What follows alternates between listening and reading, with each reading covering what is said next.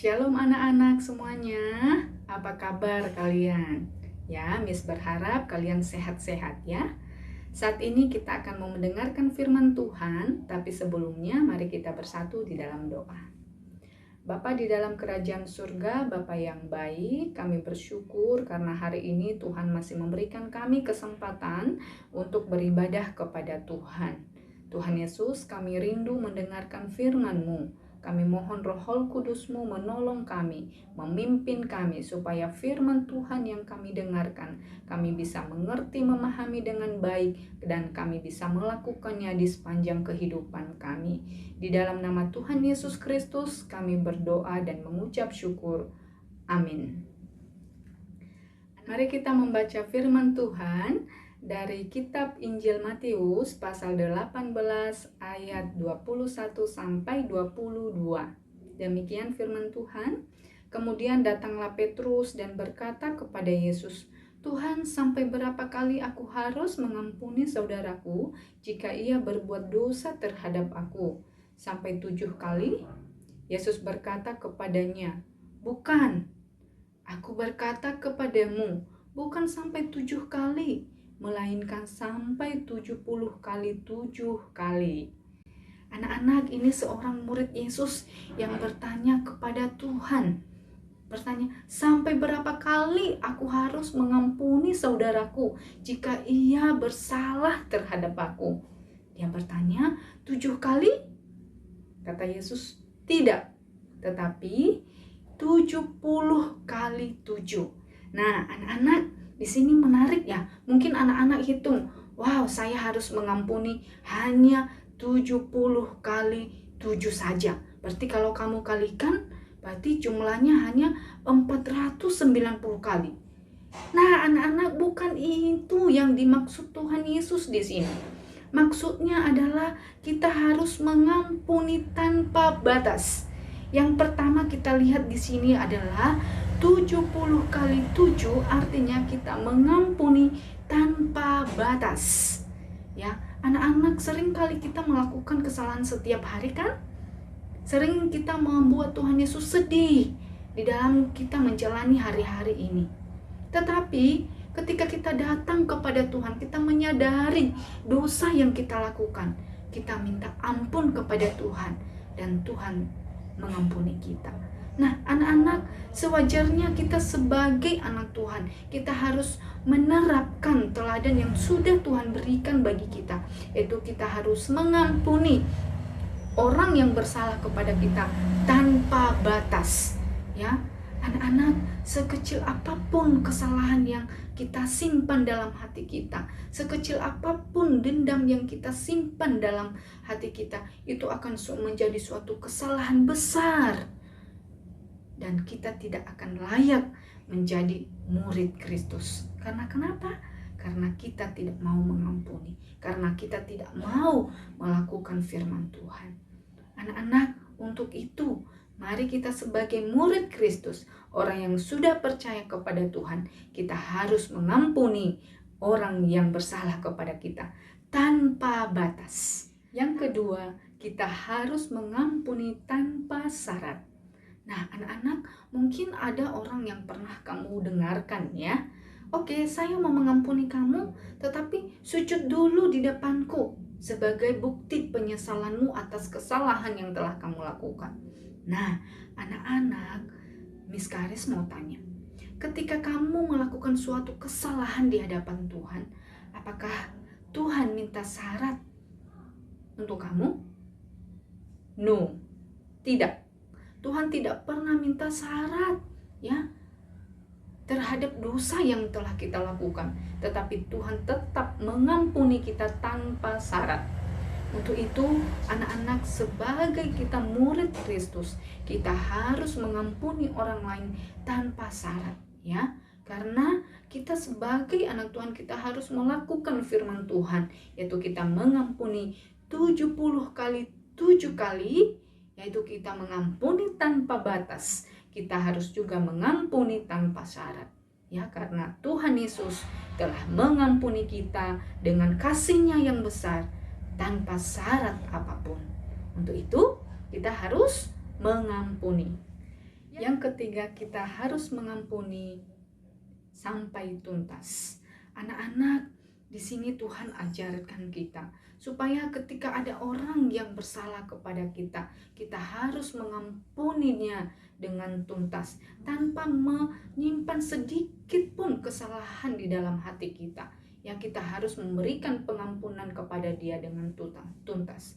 Kenapa anak-anak? Karena Tuhan Yesus yang sudah mengasihi kita, dia rela mati di atas kayu salib untuk mengampuni dosa-dosa kita dengan tuntas. Ya, Tuhan sudah mengampunimu, Tuhan sudah mengampuni Miss Karis. Untuk itu kita harus juga mengampuni orang yang bersalah kepada kita. Kenapa anak-anak? Karena kalau kita masih menyimpan kesalahan orang lain sekecil apapun, itu akan menjadi suatu kesalahan yang besar, dan itu akan menghambat pertumbuhan iman kita di hadapan Tuhan.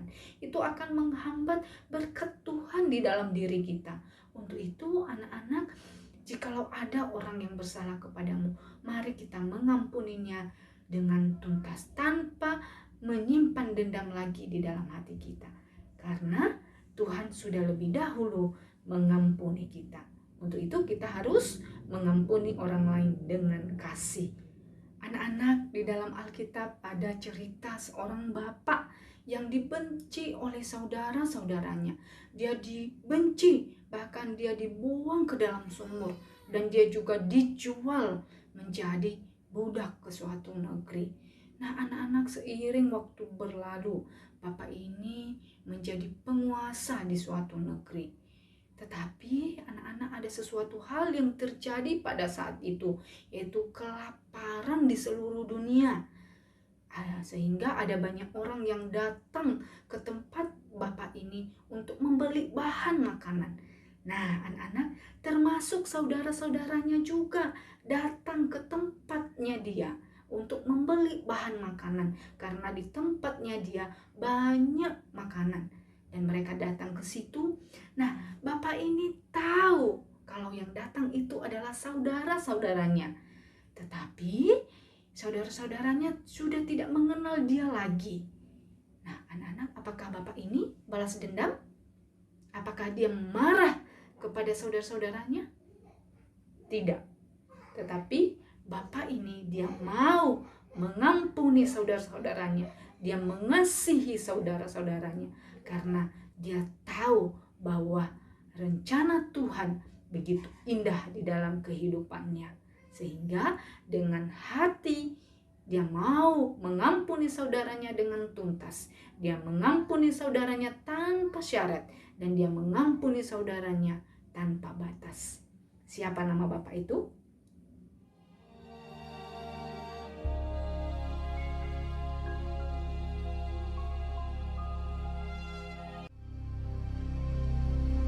Hebat sekali kelaparan di negeri itu. Dan setelah gandum yang dibawa mereka dari Mesir habis dimakan, berkatalah ayah mereka, "Pergilah pula membeli sedikit bahan makanan untuk kita." Lalu Yehuda menjawabnya, "Orang itu telah memperingatkan kami dengan sungguh-sungguh. Jika engkau mau biarkan adik kami pergi bersama-sama dengan kami, maka kami mau pergi ke sana dan membeli bahan makanan bagimu, supaya kita tetap hidup dan jangan mati." ayah mereka berkata kepadanya, "Jika demikian, ambillah hasil yang terbaik dari negeri ini, dan bawalah uang 2 kali lipat banyaknya." Beserta Benyamin juga, mereka bersiap dan pergi ke Mesir. Ketika Yusuf melihat Benyamin bersama-sama dengan mereka, lalu segeralah Yusuf pergi dari situ, sebab hatinya sangat terharu merindukan adiknya itu. Ia masuk ke dalam kamar, lalu menangis di situ. Berkatalah ia kepada kepala rumahnya, "Bawalah orang-orang ini ke dalam rumah, sebab orang-orang ini akan makan bersama-sama dengan aku." Setelah orang itu membawa mereka ke dalam rumah Yusuf, lalu minumlah mereka dan bersukaria bersama-sama dengan dia. Sesudah itu diperintahkannyalah kepada kepala rumahnya. Isilah karung orang-orang itu dengan gandum. Dan letakkanlah uang masing-masing di dalam mulut karungnya. Dan pialaku, piala perak itu, taruhlah di dalam mulut karung anak yang bungsu, serta uang pembayar gandumnya juga. Ketika paginya hari terang tanah, orang melepas mereka beserta keledai mereka. Tetapi baru saja mereka keluar dari kota itu, belum lagi jauh jaraknya, berkatalah Yusuf kepada kepala rumahnya, Bersiaplah, kejarlah orang-orang itu. Lalu segeralah mereka masing-masing menurunkan karungnya ke tanah dan masing-masing membuka karungnya. Dan kepala rumah itu memeriksanya dengan teliti. Maka kedapatanlah piala itu dalam karung Benyamin. Dan mereka kembali ke kota. Berkatalah Yusuf kepada mereka, Pada siapa kedapatan piala itu, dialah yang akan menjadi budakku. Kami masih mempunyai ayah yang tua. Ayahnya sangat mengasihi dia. Apabila anak itu tidak bersama-sama dengan aku tidak akan sanggup melihat nasib celaka yang akan menimpa ayahku. ketika itu Yusuf tidak dapat menahan hatinya lagi di depan semua orang. Dan Yusuf berkata kepada saudara-saudaranya, Akulah Yusuf, saudaramu yang kamu jual ke Mesir. menangislah ia keras-keras. Maka mendekatlah mereka. Yusuf mencium semua saudaranya itu dan ia menangis sambil memeluk mereka. Sebab untuk memelihara kehidupanlah Allah menyuruh aku mendahului kamu. Ketika dalam istana Firaun terdengar kabar bahwa saudara-saudara Yusuf datang, hal itu diterima dengan baik oleh Firaun. Lalu berkatalah Firaun, Bawalah kereta dari tanah Mesir untuk anak-anakmu dan istri-istrimu, jemputlah ayahmu dari sana dan datanglah kemari. Maka aku akan memberikan kepadamu apa yang paling baik di tanah Mesir. Yusuf memberikan kereta kepada mereka, juga diberikan kepada mereka bekal di jalan. Demikianlah mereka pergi dari tanah Mesir dan sampai di tanah Kanaan kepada Yakub ayah mereka. Mereka menceritakan kepadanya, Yusuf masih hidup. Bahkan dialah yang menjadi kuasa atas seluruh tanah Mesir. ketika mereka menyampaikan kepadanya segala perkataan yang diucapkan Yusuf. Dan ketika dilihatnya kereta yang dikirim oleh Yusuf untuk menjemputnya, maka bangkitlah kembali semangat Yakub, ayah mereka itu. Anakku Yusuf masih hidup. Aku mau pergi lihatnya sebelum aku mati.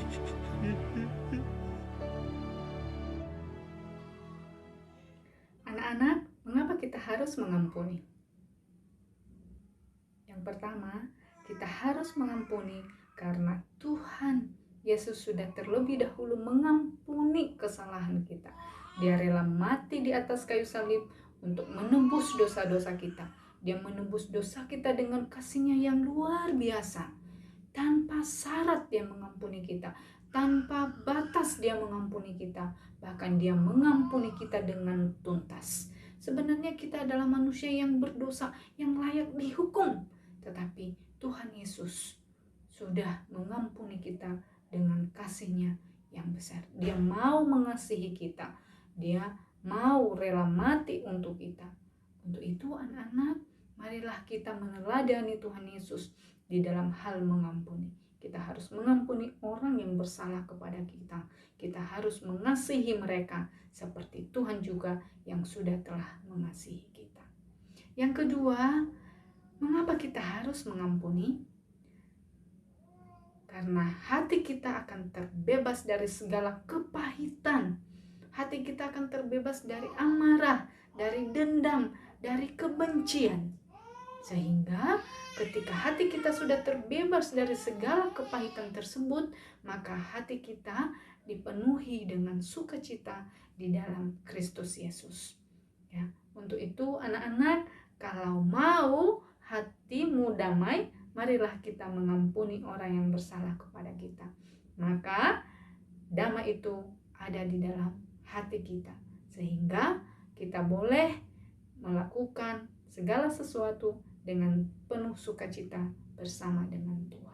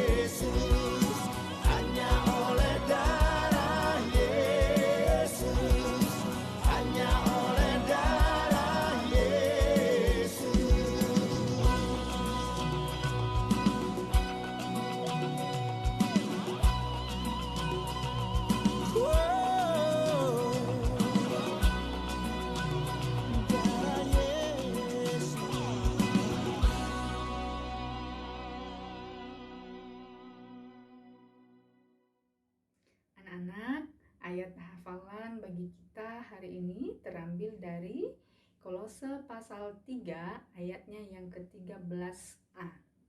Kolose pasal 3 ayat 13a. Sabarlah kamu seorang terhadap yang lain dan ampunilah seorang akan yang lain. Sekali lagi, sabarlah kamu seorang terhadap yang lain dan ampunilah seorang akan yang lain. Demikian firman Tuhan. Mari kita bersatu di dalam doa. Bapa di dalam kerajaan surga, Bapa yang baik, kami bersyukur Tuhan untuk firman-Mu yang telah kami dengarkan pada saat ini.